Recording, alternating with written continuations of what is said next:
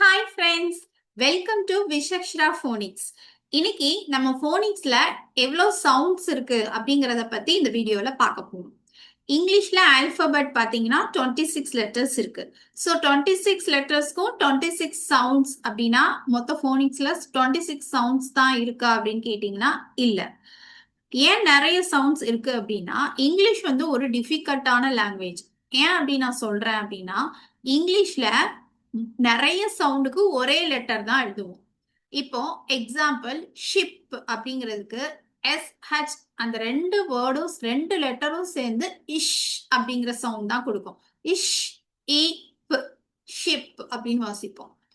இன்னொரு வேர்ட் எடுத்துக்கிட்டீங்கன்னா லைட். லைட்டோட ஸ்பெல்லிங் LIGHT. இதுல எல்லோட சவுண்ட் இல். IGH இந்த மூணு லெட்டரையும் சேர்ந்து ஐன்னு தான் இந்த இடத்துல வாசிப்போம். இல் ஐட் லைட் அப்படின்னு வாசிப்போம். ஸோ ரெண்டு லெட்டர் சேர்ந்து ஒரு சவுண்ட் கொடுக்குது, மூணு லெட்டர் சேர்ந்து ஒரு சவுண்ட் கொடுக்குது.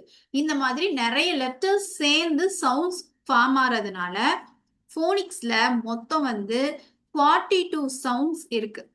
26 லெட்டர்ஸ் தான் நம்ம இங்கிலீஷ் லாங்குவேஜ்ல. பட் நம்ம இங்கிலீஷ் லாங்குவேஜ் சவுண்ட்ஸ் நிறைய இருக்கிறதுனால ஃபோனிக்ஸ்ல 42 சவுண்ட்ஸ் மொத்தம் வந்து இருக்கு.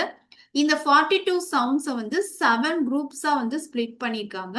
ஒவ்வொரு குரூப்லயும் வந்து 6 லெட்டர்ஸ் இருக்கும். ஸோ இந்த 42 சவுண்ட்ஸை நம்ம படிச்சிட்டோம் அப்படின்னா நம்மளால எந்த ஒரு வேர்டையுமே வந்து ரீட் பண்ணிட முடியும். ஸோ நம்மளோட நெக்ஸ்ட் வீடியோல இந்த 42 சவுண்ட்ஸை நம்ம எந்த மாதிரி படிக்க போறோம் அப்படிங்கிறத பத்தி டீட்டெயிலா பார்க்க போறோம்.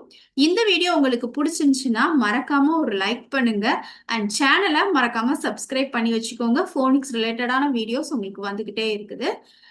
அதுக்கப்புறம் உங்க கிட்ஸுக்கு ஃபோனிக்ஸ் வந்து ஸ்டார்ட் பண்ணணும்னு நினைச்சீங்கன்னா கண்டிப்பா கீழே கமெண்ட் பண்ணுங்க, ஹாய்ன்னு மெசேஜ் பண்ணுங்க. நான் டீடைல்ஸ் உங்களுக்கு ஷேர் பண்றேன். மறக்காம வீடியோவை லைக் பண்ணிக்கோங்க. Bye. Take care.